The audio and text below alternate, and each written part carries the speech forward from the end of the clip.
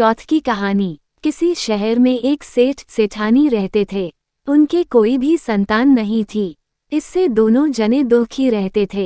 एक बार सेठानी ने पड़ोसियों की स्त्रियों को तिल चौथ व्रत करते हुए देखा तो पूछा, आप किस व्रत को कर रही हैं? इसके करने से क्या लाभ होता है? औरतें बोली कि यह चौथ माता का व्रत है।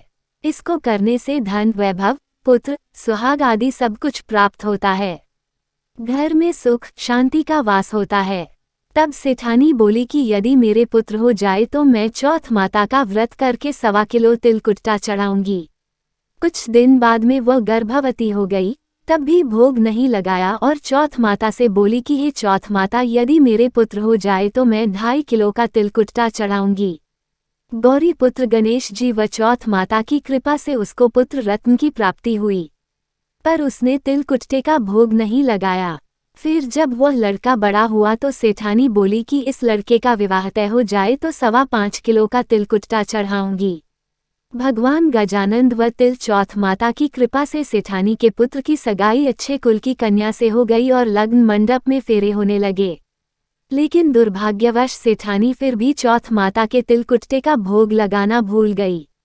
तब चौथ माता व श्री भगवान गणेश उस पर कुपित हो गए। अभी फेरों के वक्त में 3 ही फेरे हुए कि चौथ माता अपना कोप दिखाती हुई आई व दूल्हे राजा को उठा के ले गई और गांव के बाहर पीपल के पेड़ पर छिपा दिया। सब लोग अचंभे में रह गए कि एकाएक दूल्हा कहाँ चला गया। कुछ दिन बाद वह लड़की गणगौर पूजने जाते हुए उस पेड़ के पास से निकली तो पेड़ पर से दूल्हा बना हुआ लड़का बोला, आओ आओ मेरी अधब्याही पत्नी आओ।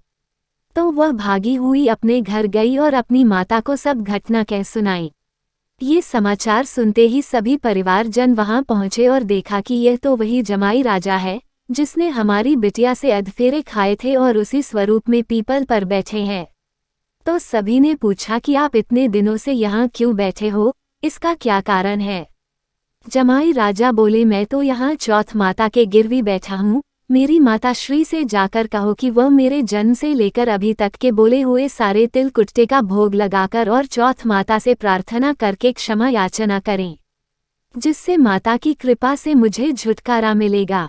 तब लड़के की सास ने अपनी समधन को जाकर सारा हाल सुनाया। तब दोनों समधनों ने सवा मन का तिलकुट्टा श्री संकट सुवन गणपति भगवान व चौथ माताजी को चढ़ाया। विधि विधान से पूजन करके तिलकुट चौथ की कहानी सुनी। तब चौथ माता ने प्रसन्न होकर हर्षित होती हुई बिजली की तरह दूल्हे राजा को वहां से उठाकर फिर वहीं फेरों के स्थान पर लाकर बैठा दिया। वहां वर वधू के 7 फेरे पूरे हुए और वर वधू सकुशल अपने घर के लिए विदा हुए। चौथ माता की कृपा से दोनों परिवारों में सभी तरह से अमन, चैन व खुशहाली हुई।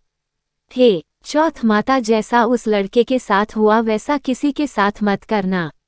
जैसे सेठ और सेठानी को दिया वैसे सबको देना।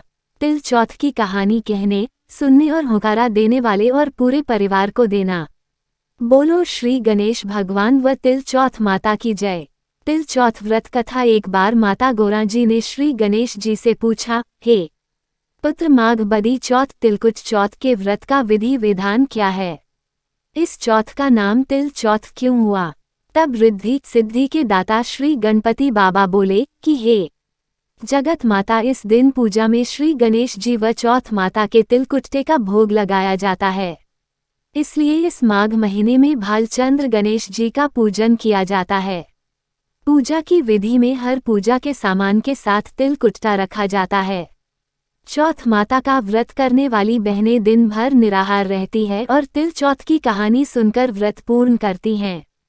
चौथ के दिन तिल चौथ की कथा सुनने के साथ विनायक जी की कहानी सुनी जाती है।